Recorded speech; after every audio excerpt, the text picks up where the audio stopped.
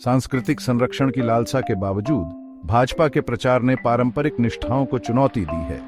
झारखंड के सिमडेगा जिले के जोरपुंडा गांव की निवासी शीला देवी ने कहा, केवल भारतीय जनता पार्टी के स्वयंसेवक यहां आए हैं और हमसे बात की है, इसलिए हम उन्हें वोट देंगे।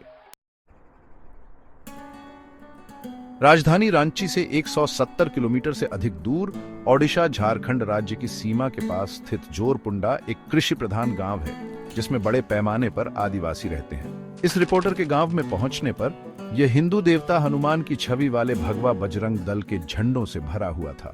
यह इस तथ्य के बावजूद है कि यहाँ के अधिकांश निवासी सरना का पालन करते हैं, जो एक स्वदेशी धर्म है जो प्रकृति की पूजा करता है। महिलाएं भाजपा के पर्चे लिए हुए देखी गईं, जबकि बच्चे प्रधानमंत्री नरेंद्र मोदी के मुखौटों से खेलते हुए दिखाई दिए। जोरपुंडा निवासी पारंपरिक भाजपा समर्थक नहीं है, हालांकि पिछले कुछ सालों में वे भाजपा को ही एकमात्र सुलभ राजनीतिक पार्टी के रूप में देखते आए हैं। झारखंड मुक्ति मोर्चा और कांग्रेस ने कथित तौर पर उन तक पहुंचने के लिए बहुत कम प्रयास किए हैं।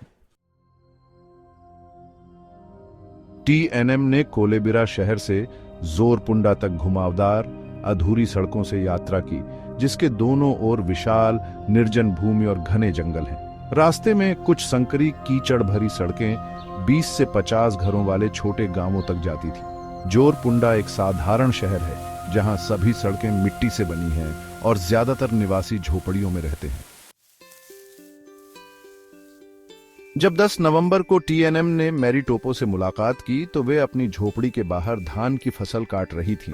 जब उनसे पूरे गांव में भगवा झंडों के बारे में पूछा गया तो 68 वर्षीय ने कहा, शुरू में हमारे यहाँ कोई झंडा नहीं था।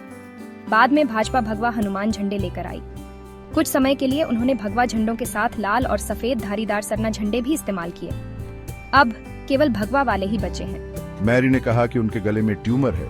उन्होंने वृद्धावस्था पेंशन न मिलने पर निराशा व्यक्त की। मुझे ट्यूमर हटवाना है, लेकिन मेरे पास पैसे नहीं है। हमारी बातचीत के समय मैरी अभी भी इस बात पर अनिर्णित थी कि किसे वोट देना है। हालांकि उनके कई पड़ोसियों ने हमें बताया कि वे भाजपा को वोट देंगे, क्योंकि यह एकमात्र पार्टी थी जिसने उनसे संपर्क किया था। 2024 के झारखंड विधानसभा चुनाव वर्तमान में चल रहे हैं, जिसका पहला चरण 13 नवंबर को और दूसरा चरण 20 नवंबर को होगा। झामुमो की सुस्ती, भाजपा की निरंतरता, जैसे जैसे चुनाव का मौसम आगे बढ़ रहा है, झारखंड के आदिवासी गांव विभाजित होते जा रहे हैं। उनके फैसले सांस्कृतिक संरक्षण और आजीविका समर्थन दोनों की आवश्यकता को दर्शाते हैं। एक अलग सरना धार्मिक संहिता की मांग ने जोर पकड़ लिया है। वहीं भाजपा की लगातार पहुंच ने झारखंड के गांवों में राजनीतिक निष्ठाओं को नया रूप दिया है। गांवों में भगवा पार्टी की प्रचार रणनीति में भाजपा के नेतृत्व वाली केंद्र सरकार की योजनाओं, चुनावी वादों और झंडों और पर्चों के वितरण के बारे में बात करना शामिल है। गांवों में देखे जाने वाले भगवा झंडे केवल आरएसएस की हिंदुत्व परियोजना का प्रतिबिंब नहीं है। झामुमो की उपेक्षा ने भाजपा के लिए आदिवासी समुदायों में पैठ बनाना आसान बना दिया है। जोरपुंडा निवासी शीला ने झामुमो के अभियान प्रयासों के बारे में टीएनएम से बात की। उन्होंने महिलाओं से सरकार द्वारा संचालित झारखंड आजीविका संवर्धन सोसाइटी के माध्यम से कल्पना जी, मुख्यमंत्री हेमंत सोरेन की पत्नी कल्पना मुर्मू द्वारा संबोधित सार्वजनिक बैठक में भाग लेने के लिए कहा। उन्होंने बैठक तक पहुंचने के लिए एक वाहन उपलब्ध कराने की पेशकश की और हमें साथ चलने के लिए प्रोत्साहित किया। हमारे गांवों में कोई और नहीं आया। शीला ने कहा कि झामुमो कार्यकर्ता उन्हें बैठक में आमंत्रित करने के लिए भी गांव नहीं आए, बल्कि जोरपुंडा से दूर एक स्थान पर उन्हें इसकी सूचना दी। महिला निवासी झामुमो की बैठक में शामिल नहीं हुई। मतदाताओं ने मौजूदा जेएमएम प्रतिनिधियों के काम से भी असंतोष जताया। अनुसूचित जाति के लिए आरक्षित लातेहार विधानसभा क्षेत्र में मौजूदा जेएमएम विधायक बैद्यनाथ राम को सत्ता विरोधी भावनाओं का सामना करना पड़ रहा है। इस विधानसभा क्षेत्र के चंदवा गांव के एक कैथोलिक पादरी ने कहा, मौजूदा विधायक से बहुत असंतोष है।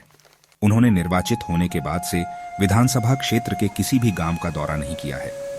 हमारी आपत्तियों के बावजूद उन्हें इस बार भी उम्मीदवार के रूप में चुना गया। दूसरी ओर पिछली बार हारने वाले भाजपा उम्मीदवार प्रकाश राम विधानसभा क्षेत्र में सक्रिय रूप से मौजूद हैं और ग्रामीण समुदायों से जुड़ रहे हैं। विधानसभा क्षेत्र के निवासी बैद्यनाथ राम ने भी इस बात पर सहमति जताई। प्रकाश राम और उनके कार्यकर्ता पिछले 5 वर्षों से लगातार विधानसभा क्षेत्र में मौजूद हैं और सभी गांवों तक पहुंच रहे हैं, जबकि विधायक अनुपस्थित रहे हैं। भाजपा उम्मीदवार ने अपने अभियान की अच्छी योजना बनाई है।